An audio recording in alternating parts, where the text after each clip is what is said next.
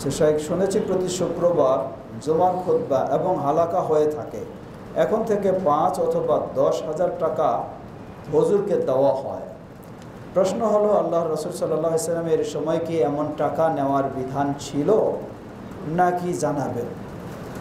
জবাব, আল্লাহ রসুল সাল্লাল্লাহু আলাইহি ওয়াসাল্লামের সময় নিয়ম ছিল, যিনি ফুল নেতৃত্ব দিবেন, দায়িত্ব পালন করবেন, তার পরিবার চালানোর জন্য যা দরকার সেটা বাইতুল মাল থেকে দেওয়া হতো। এখন যদি আপনারা এইরকম কারো দায়িত্ব নিয়ে নেন যে তার পরিবারের জন্য যা দরকার তা আমরা দিব, তাহলে তাকে আর আলাদা কোনো টাকা দিতে হবে না। আর যদি তার দায়িত্ব কেউ না নেয়, সরকারও নেয় না, পাবলিকও নেয় না, কেউ নেয় না, তাহলে তো তার পরিবার চলতে হবে। সে যে সময়টা এখানে দেয়, একজন ইমাম সাহেব দিনের পর দিন, মাস পর মাস সে এখানে সময় দেয়, তাহলে তো তার পরিবারকে চালাবে। এখানে একটি ভ্রান্ত চিন্তা, যারা এক হলো কাদিয়ানিরা আছে এবং আরও হলো এই যারা হাদিস মানে না কোরআনি আছে, এরা এই ধরনের একটা ভ্রান্ত চিন্তা কিছু মানুষের মাঝে দেওয়া, এই ইমাম টাকা নেয় এর পিছনে চালাতে হবে না, এই ভ্রান্ত চিন্তা, এটি সম্পূর্ণ তাদের মূর্খতার বিষয় ছাড়া আর কিছুই নয়। নবী সাল্লাল্লাহু আলাইহি ওয়াসাল্লাম নিজের পরিবার চলার জন্য বাইতুল মাল থেকে নিতেন। আবু বকর রাদিয়াল্লাহু আনহু ব্যবসা করতেন।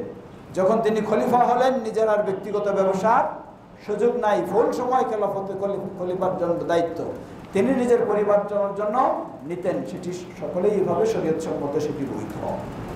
তাই সেইভাবে যদি হয় তাহলে অবশ্যই জায়েজ রয়েছে। সেই ইমাম, তার কোনো সমস্যা নেই, তিনি সময় দেবেন, তাকে আপনাকে অবশ্যই তার পরিবার চলার জন্য ব্যবস্থা দিতে হবে। আর বিভিন্ন প্রোগ্রামে বা মাহফিলে এখানে দুই দিক থেকেই কি রয়েছে, দুই দিক থেকেই বাড়াবাড়ি রয়েছে।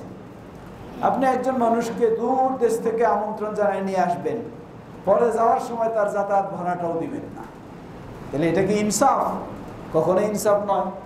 এই জন্য কিছু মানুষ এখন কি করে, আমার যাতায়াত খরচ এত যদি দেন তাহলে যাবো, নাহলে নাই। ঠিক আছে, ওকে, এতটুকু হলে ঠিক আছে।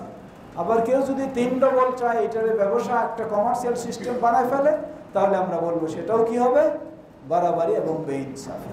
সবটাই খেয়াল রাখতে হবে। আল্লাহু তাআলা আ'লাম।